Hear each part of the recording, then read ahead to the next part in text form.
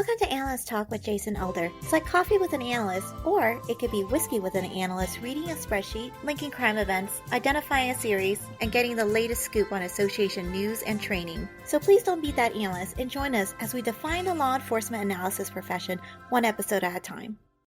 How we doing, analysts? Jason Elder here with another LEA podcast deep dive. And this is a special episode because I'm bringing back to the program Debbie Osborne. Debbie, how are we doing? I'm great, Jason. It's always good to see you or talk to you or be with you. Same. And I shouldn't even have to do an introduction. For those that are maybe new to the show that doesn't know who Debbie Osborne is, I will leave links. I've had her on to tell her story. She's also been on to talk about our redo of her original podcast, Analyst Corner podcast, where Kathleen Allen did the Osborne tapes. So that's a whole series that we have here on the channel. And so now we're bringing her back to talk about AI, because she has done something which I'm sure I knew was possible, but she's the only one that I know that did it. And that is she used AI to write a book. So we're going to spend this episode talking to her about the process of using AI to write a book, getting it published, going through all the questions that people have about using AI and when we use AI, things to be thinking about. Debbie has done something that I don't think few analysts have done, and she's in the middle of producing the second edition of this book. So Debbie, I've done a lot of talking there to set you up there. So first off, let's just start from the beginning and tell the story of how this book came to be. Thanks so much, Jason. And I also just want to say that I used AI to write the book, but it didn't magically appear. I had to do a lot of work with using AI, which is generative AI, like LLMs, like first ChatGPT. So when ChatGPT came out in 2023 or so, around then, I started using it. I realized, oh my gosh, I could finally do a project that I've had on my mind since I was a new analyst. In fact, probably before I even started as an analyst. But this one was when I was looking for crime patterns, and I realized, like, what is in a crime pattern? Everybody seemed to know, but it wasn't written anywhere. And during the years I was a local level crime analyst, I collected from people their MO sheets on crime reports. What were different people collecting? Like, so they used a brick to break in a window, or a mask in a robbery, things like that. And so I was really dismayed, though. There was no way that book would be that interesting, right? Like a list of MO factors. And I couldn't really process, like, how could I communicate the importance of this information? And the reason I thought it was important is I was someone who was a behavior specialist working in the field of developmental disabilities. Plus, I was interested, like, in animal behavior, not to say criminals are animals, but it was more like observable things. Like, so like a butterfly, you have field guides for every detail of a butterfly. And then another reason, later when I was married for a short time to a doctor, I was thinking of how medical journals, plus being a psych major, you have like the DSM-3, you have, or back then, now it's probably, I don't know what it is, but it has all the descriptions, and we don't have anything like that for analysts. So, and who am I to do it? Well, when you keep on getting bugged about it, even when you're retired till, like, I'm going to be 70 this year, that's all I'm still thinking about it and still writing about it. But in 2023, I started using ChatGPT, and I realized I can find out every variable I can possibly think of that could go in a crime pattern. And then as I was using it, I also realized, well, the specific crimes are part of the variable. The variables vary by the crimes. And what happens before, during, and after a crime are part of the pattern. So I added crime types as far as the elements in crime types. And so using ChatGPT primarily in the beginning, I used other things like Perplexity. I tried Claude a little, but it didn't work so much back then. I used Cite AI to find research to support my findings, but I able Claude to. there. For those that don't know what Claude is, just briefly. AI it's just like ChatGPT. And in fact, I might as well say right now, I have my whole book and project in Claude AI, and now I can write from, that's the foundation. I can write things from that book. So it's very interesting. And I'll get into, I'll try to be quick, but how I revise the book. So I finished the book. First, while I was writing it, I realized, oh, I'm going to go to Routledge and see if they'll publish it. And they said yes. But I was waiting and waiting for the reviews to be back. And I was thinking, it's going to be too expensive. I just want regular old people to be able to buy it easily. So I self-published it in September 2023. And then I marketed it, kind of let people know on LinkedIn that it existed. And I got tired of it because I am not a marketer at all, and I really hate marketing. And this podcast isn't really marketing, although hopefully you will buy my book. But it's just so annoying. So I actually quit LinkedIn. I still had my book up, but then I was thinking, well, it's a shame it's sitting there and I put that much work in there. So I'm going to contact, because I am a dreamer, I'm going to contact the editor. And she said, yeah, she got some more reviews back. She said yes. And the reviewers, I had 4 reviews and nobody said change anything, but they suggested I add things. And I had said, I won't add things, but then I thought it would be better if I added things. So I added exercises, I added example crime patterns, I added to the crime type, the elements, the basic elements, the 24 basic elements. I added a real crime and a scenario, and all the crimes, the 27 crimes have a scenario. I added an introduction, I added critical thinking guidance, and I used AI to help me do it all. So before I keep on saying things, Jason, so far, do you have any kind of questions or? Well, I'm trying to wrap my head around. I certainly have used ChatGPT and understand the process of using ChatGPT. Where I'm struggling with at the moment is going from just asking ChatGPT specific questions to then writing a book, right? So was it one of those things where was it just a series of questions that you kept asking ChatGPT, or did you have in your head, oh, this is my outline, this is some of those talking points that I want, and you're asking ChatGPT to fill in each bullet point? I think it was a very, I say, iterative reiterations, like constantly working with it. But first, when I was first writing, it's like, I don't know the shape of the book, right? So I probably, I don't remember, because it's so much spending time with generative AI to like process it. Like, what do I want here? And that is the hardest part. I've written books before, because you don't think you're going to get it. You're trying to decide what is going to be the format of this book. And because the book is now really a textbook with bibliographies in each chapter, it's much more academic, but it's really also very based to be used by practitioners. How am I going to say this? So it took time. And when you're in the middle of that, it seems like you're never going to figure it out. It's very frustrating. But once you do, then you go back. It's like, okay, I want all the basic elements in a crime pattern. This is what I think. What else is there? Okay. So that's the kind of thing. And that was another question that I had, because one of the things I use ChatGPT for is, okay, I'm writing an email, or I'm trying to do the show notes for the show, plug in some information. If I wrote an email, I said like, hey, clean this up for me. And that's what I'm doing. So, and it does sound like it was a little bit like that, where, hey, it was a little bit of your writing, but you were asking ChatGPT to beef it up a little bit.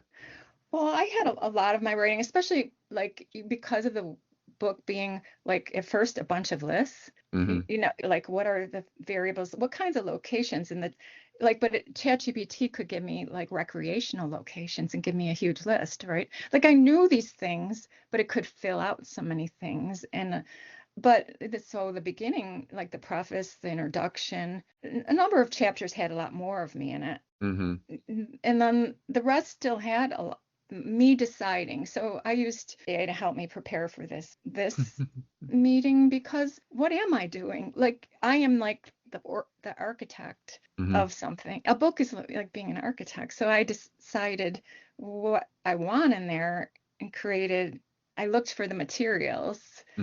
I chose what would go in there. I inspected it. I made sure it was safe. I designed it. To me, it's a little bit like collaging, but not as messy, right? Like it's got a structure to it. So once I had a structure to the book, let's say, and then especially when I was adding things from the first edition to the second edition, I could say, like, I want exercises that anyone could do, but also that if an academic adopted the book to teach, they would have some idea of something they could ask, right? Have the students do. Although I did then subsequently make a bunch of supplemental materials for people. But I could say, it would give me an exercise I don't want. I don't want to exercise that you have to have ArcGIS. I want to exercise anyone can do. And I decide. And if I don't like them, I could say, this is the way I want. This is the way I want it. And so I would give the whole chapter and say, I want to exercise for this chapter. Yeah. So the structure itself, you talked about that. It sounds like it's always going to be a mixture of you and AI. Like it's really, you have come together as in a partnership with this. Like, yeah, you have some ideas maybe on a couple of chapters or whatnot, but then as you're building and asking AI to beef it up, there's other chapters, there's more structure, there's just more that it's adding, as if you and I are doing this and we're bouncing ideas off of one another, and I might have some recommendations and you have some recommendations, and we're just kind of feeding off each other, bouncing back and forth. Well, it is a collaboration, totally, and it's like that, but I really have to say too, you have to, like, because I do have subject matter expertise, I know I wouldn't be, like, the basic structure would be mine. Like, I have crime types. I know crime types, and out of the 27 crime types, I probably worked on cases in 20 types, right? Like, I have had a lot of experience. So, but let's say it is like, when designing the book was more like that, right? Like, it would give me something better than I thought of. And then I have to go back and change everything to make the format. Yeah. And then, so it's constant interaction, and then commanding it to do what I want. Okay, now this is the way this is, but I want to say this is what I want now. And then I have to, like, so in the early stages, it was like getting rid of a lot of what I did, which isn't a happy thing because it's a lot of work, but to get what I wanted, to build the building I wanted, to build the book I wanted. So as you mentioned, you have a lot of experiences with crime patterns. So you have your own expectations going in. And obviously there, as you mentioned, there's stuff that AI brought to the table that you didn't expect. What were some of those things? What are some of the things, the big surprises that you just never thought of, never came across your desk? Well, I don't know so much if it's the content. It was more the structure. Because I do know the content. And so, yes, it would tell me things I didn't think of, but I was pretty familiar because, truthfully, that's why people don't necessarily always need a book on crime patterns, is that we've been inundated throughout our life with stories about police investigations and things that happen. So we know, everybody knows a lot about crime, and to a certain degree, to varying degrees, but I would say there's a baseline of familiarity that crime exists and this can happen. There can be serial killers and blah, blah, blah. But I think what I liked is how it could support my further thinking. How about that? Like, I really didn't think about it that way. So, okay, it tells me this. Okay, that leads to a different idea for me, Well, you said it wasn't so much the information, but more the structure. I'll give you an idea. Give me an example of that. Okay, because when I was a behavior specialist before I came to policing, I know there's applied behavior analysis, and what you want to study what happened before, the baseline behavior, what happens during, and what happens after. And one day, I have all these crimes, and I want to say it a certain way. It came up with a way I could put it in there. And then, because it was back in 2023, it didn't remember what it did, and it was very hard to get it to do the same thing the next day. I had to stay up very, very late and go through every chapter to get it to do that model of, say, preparation. Every chapter isn't the same because the crimes vary, but preparation for the crime, the execution, and the aftermath, right? So it would be giving me details, but I mean, it was the structure that I wanted, and it showed me what I wanted, and I didn't think it myself, but it was what I think before, during, after. So is this kind of, and I think you brought it up before, is if you think about a recipe, it structured the recipe like the way you wanted it, and then you were like, oh, I'm like 5 or 6 chapters in, and now I want all the other chapters to have that same look and Yes. feel to the recipe, and that's what was so tedious to go back through and said, okay, yeah, now apply this template back to the I other didn't know chapters. how to write the recipe or even say the recipe, but I knew that's what I wanted. It gave Yeah. me what I wanted, and suddenly it's like, oh, that's going to be the answer to how I want to say this. I think one of the big things I hear from analysts, I hear people talk about AI, using AI is like, okay, if I use it, how do I reference it? What's the documentation look like? I'm gonna have to explain this later type of thing. So you mentioned that each chapter has a bibliography. So talk a little bit of what went into each chapter to source each chapter. Well, I've been collecting actually all this information Okay. about everything.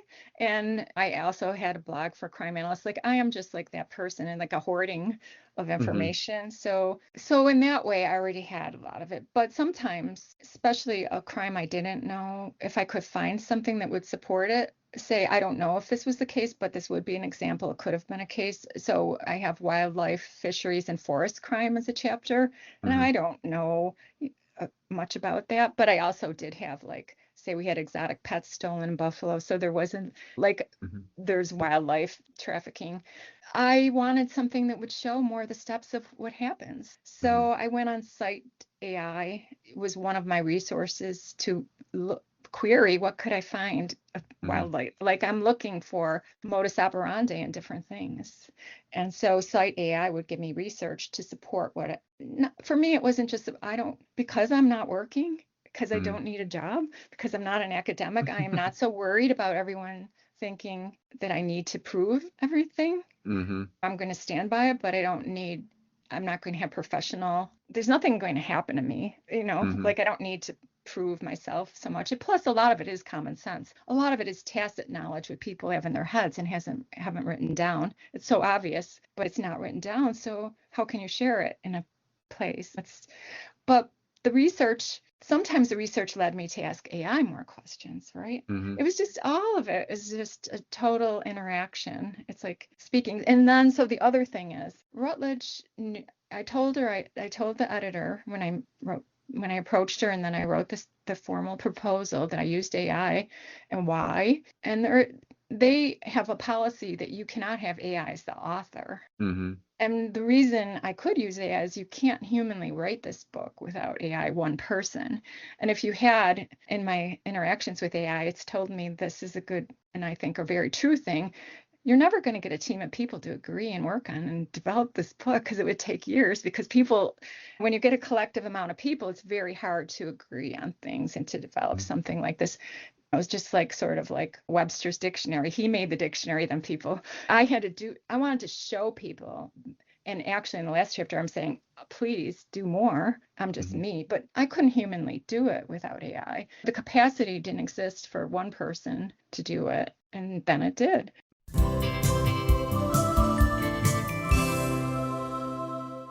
How we doing, Alice? January 30th is my birthday, and instead of cake, I'm asking for your feedback. Analyst Talk Now has passed 300 episodes, and I want your thoughts on what to keep, what to rethink, and what topics you want to cover next. The podcast listener feedback survey takes about 10 minutes to complete, and yes, this is your chance to tell me what you really think. The survey is open now until February 15th. Please see the link in the show notes to complete the survey. Thanks for helping shape what comes next.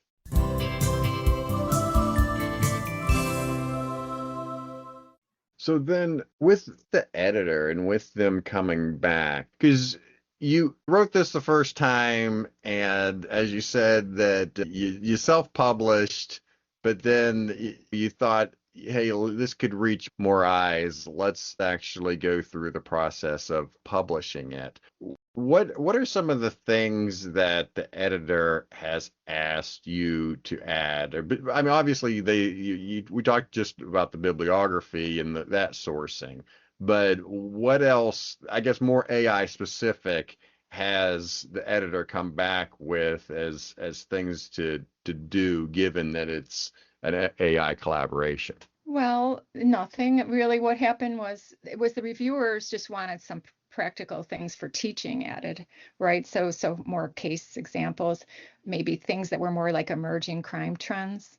Mm-hmm. So actually, I didn't have, I mean, it's a tedious process, but there was nothing I had to do. I didn't have to say I used AI this percentage. I Mm-hmm. did have somebody on LinkedIn who's a scholar, Chris Wheaton, who said I should use this format to talk about how I used AI. But I don't really think it would be possible for me to break down where and how I did it totally. I don't think I could track it. I mean, maybe there's going to be a way for people to do that, but I don't think that's useful. I think the problems around issues of authorship, and yeah, I did check everything for plagiarism to make sure AI wasn't. That's another thing I used. I used Grammarly. I used the ones that come in Word. I checked everything and to make sure I wasn't plagiarizing anything when it was like a few paragraphs that should stand alone on critical thinking guidance, say I got, or something that seemed like, but I did it for every word in the book. I wanted to be very careful not to plagiarize. So that's really good to talk about. So I would say it's going to be a really hard thing because we're always rewarded for thinking things up ourselves, and we get a gold star or we get an award. And it's really going to be a big change for everyone, because I also on LinkedIn follow a lot of educators. And what are they going to do with these kids and college instructors when AI is so helpful and can say things so much better sometimes? But also, don't forget, I wrote books before, so I actually can prove I can write, right? Like I am a writer, and it's really not. But I am really willing to say, I don't care how much I used AI or how little I used it, because it's really more like my ideas. I designed this book. I gathered all of it. I put it together for you here. Here you go. This reminds me, Christopher Cruz, who I had on the show before, he did a presentation on AI a couple years ago at an IACA conference. And he was talking about if they went through and actually verified a calculation that AI did, like that, to actually do that by hand for the human could take decades to do just like one calculation. And so the idea really is you're studying what you're feeding the machine. You have this little black box that something's going on, and then you study the output. You're studying what you're feeding and then what you're getting out. You're not necessarily worrying about what the machine is doing in the middle. So do you feel that I mean, because that's where it would get, it kind of get bogged down and tedious if you're sitting there trying to validate and test every single thing that's coming out. Yeah, and that's why academics won't want to use it, because it's going to be like a pain in the butt. Like they'll know that the idea is okay, but they can't prove it anyway.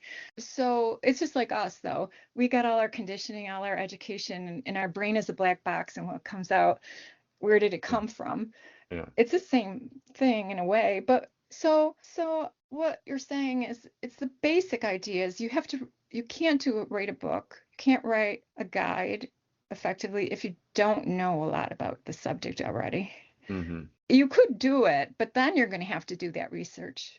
Okay, that's when you'd have to do it if you already have expertise. And so it's not only that I looked at, and I say 100,000 crime reports, but I bet you it was 200,000 crime reports that I read looking for patterns.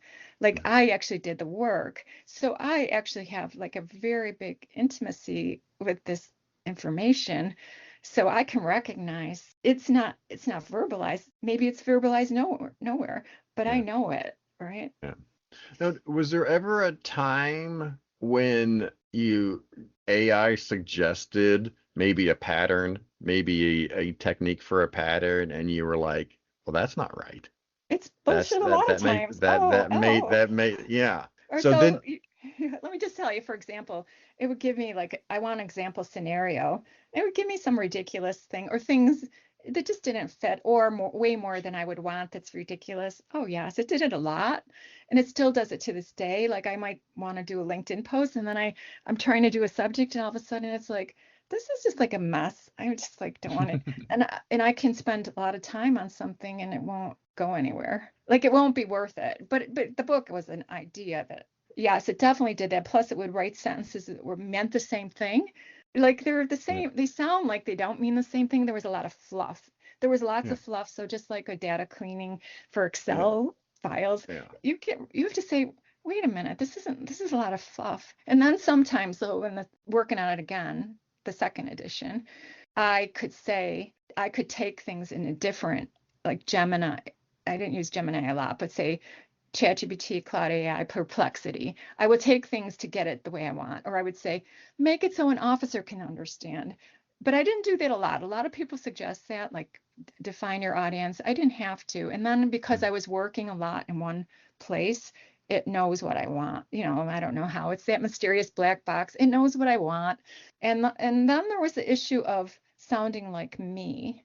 And that's the difficult thing. Like, how much do you edit to make it sound more like you and not like AI? But because it was a textbook with a lot of lists and not really personality, it didn't need to sound like me. But I do want to add this just because it's an example. So now I have Cloud AI, a project of my whole book, so I can get stuff the way I want in the voice of my book and the way what's in my book. And I also have a project of an unpublished novel with analysts in Claude. So I can pull, and that's in my voice, short stories in my voice. And I have an example on my website, deborahosborne.com, of a story made through Claude AI and edited by me.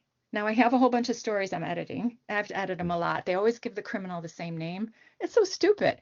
AI is stupid too. So don't, it's just annoying. But sometimes it's really good. You just have to keep on trying. I think a lot of things with AI, when I think folks, and I'm even guilty of this too, so I'm not throwing stones in a glass house. When I hear, oh, Debbie Osborne wrote a book using AI, I'm thinking instantly, I'm like, how did she do that? Did she just like put in a couple of topics and then it threw out 170 pages of information? And obviously, as we've talked here today, that's not what you did, but I think people always jump to the conclusion with AI. It goes from nothing to total takeover. It's making every single decision, and here's the final product, and no human eyes know what's going on with it, right? Okay, yeah. Well, so people are doing that right now and self-publishing many books on Amazon. Like it's going to happen, and people are going to not look at my book because I wrote it with AI. Yeah. And that's totally fine to me. Like that's not like I think everything will be using AI in the future. But I'm gonna give an example like of what that would look like if I took the IACA website link and the IALEA link, and I said I want to write a career guide based on information at these sites, and it wrote a cool career guide, but it needs a lot of work. Now I don't know if I'd ever do the work of it. And you could do, and the interesting thing about AI is you can do that tomorrow. It's going to give you something different than I got. And that's why no one can ever even look up what you got from AI because it's never going to do the same thing. It's just insane. Well, I think that's the scary thing too, is replicating the results. And I think, 'cause look, when the internet came around and all this other stuff, it was like, oh, like how are you going to replicate it? So then you had to, when they first started doing the bibliographies, sourcing the websites, you had to do the website, the URL, the date that you referenced it, so on and so forth. And so you were trying your best to, okay, this is the moment in time that I use this site. And for AI, you can't. I mean, you can come close, but you're a little bit farther away from being able to really capture a moment in time. Well, I don't even know if you can. You might come close, but it will depend on the topic, right? Because you think about, it just reminds me if I was a Fiat instructor for the National White Collar Crime Center for a little bit. So if you have a class and you say, take this case and make a chart, and everybody's chart is different. Yeah. And it's the same, but it's still okay. They're all okay. And it's not what we've ever dealt with before. And so it's going to be really messy, maybe sometimes ugly, sometimes beautiful process to get to wherever we're going, because it's really going to change the way we work totally. And it's scary, but it's wonderful. To me, it's like, I have so many ideas, Jason, that I could spend the rest of my life and it won't be hard. Don't forget. Like I really like being retired. So I don't want to work hard, but if I could make something that's useful. So I really think the book, I am so happy with the second edition, and the first edition got good reviews by people. One person with the first edition said it would have made her new analyst job 1,000 times easier when she was a new analyst. I really am so proud of it. I think it's much more useful, and I wouldn't have been able to do it without AI. So yay, AI. So your original edition is no longer available at the moment. It won't be, And yeah. and so this next edition is due to be published when? April 26th at Routledge. And if you go to, you'll see the link. If you go to deborahosborne.com, it says link to the book right when you get to at the top. So if someone's an instructor, because somebody asked me, well, wouldn't you want to instruct it yourself? Why would you share instructor materials? And I want everyone to use it. No, I have PowerPoints, slide decks. I didn't even know what slide decks were. I am so not.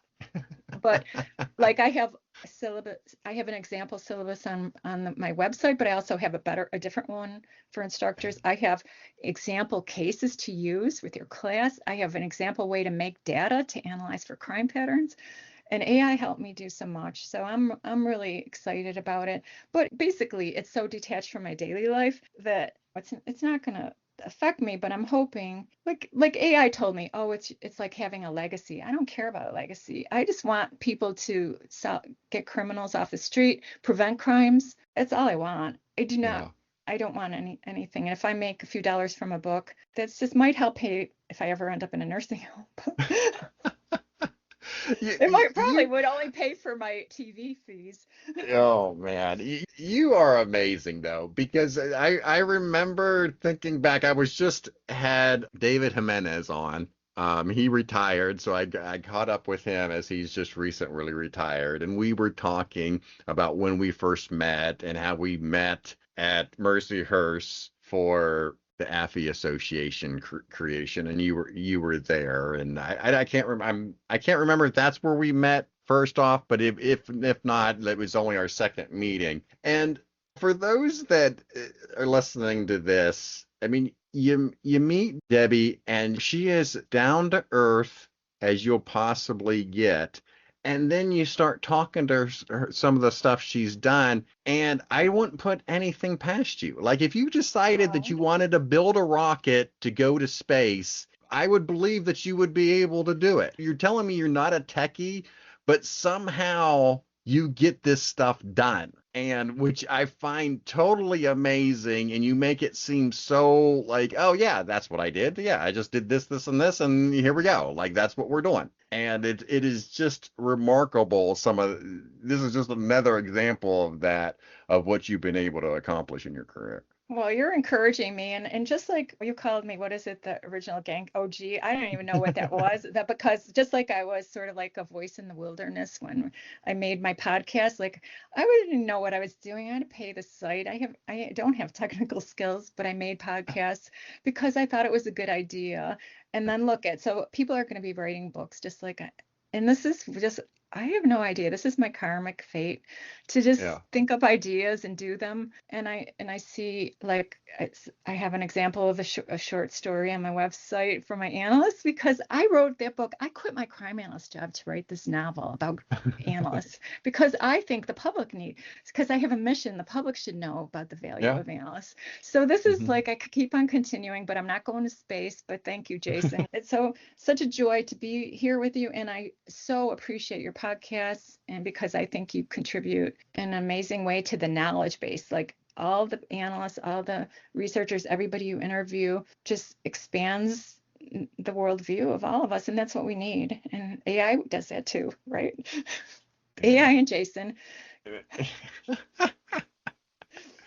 So we're going to finish up here. I definitely want to bring you on for at least a couple more episodes on this topic because I wanted to cover this one because it was interesting about writing the book. I think this covers a lot of some of the anxiety that people have with using AI and how to reference it and some of the questions that you got on the back end. And that I think some people do think, oh, it has to be perfect in order to be useful. And I think one of the things that this book will prove is like, okay, yeah, it may give you might get a different answer if you go through this process, but what's being produced is useful and helpful. Yeah, I don't think they're going to even want to go through that process. It's tedious, Yeah. but they're gonna say there's more about this that you can't put in one book, or they're going to have ideas because it's actually a book for the basis of a profession and a whole field. What is in a crime pattern? Yeah. We should know. So it isn't really, I think but people will get ideas of, like, especially if you have expertise and you're longing to say something or see something in the world, try it. Maybe you can get on your rocket ship. I don't know. You're so funny, but I appreciate it, Jason. There's definitely more applications from your perspective with law enforcement analysts and things that they can be doing today and things that they can build for tomorrow. So that's definitely another episode. And we'll also bring you on before the book does publish or is about to publish, so we can help get the word out and then get an update right before go live. Yeah, or the day after. So thank you, Jason. I appreciate it so much. All It's right. nice to see you. Yeah, well, thank you again. Always interesting talking to you, and congratulations again. I know you're being humble, but not a lot of people would even dare go down this path that you've gone down, and I am excited to see what the final product's going to be in April. So I'll give you the last word. Just anything that you want to say to the audience regarding AI. Well, I'm going to say it's fun, it's intellectually stimulating, creatively satisfying, and it can give you a renewed sense of purpose. Thank you, Jason. All right. You take care and be safe. Bye. Thank you for making it to the end of another episode of Analyst Talk with Jason Elder. You can show your support by sharing this and other episodes found on our website at www.leapodcasts.com. If you have a topic you would like us to cover or have a suggestion for our next guest, please send us an email at leapodcasts@gmail.com. Till next time, analysts, keep talking.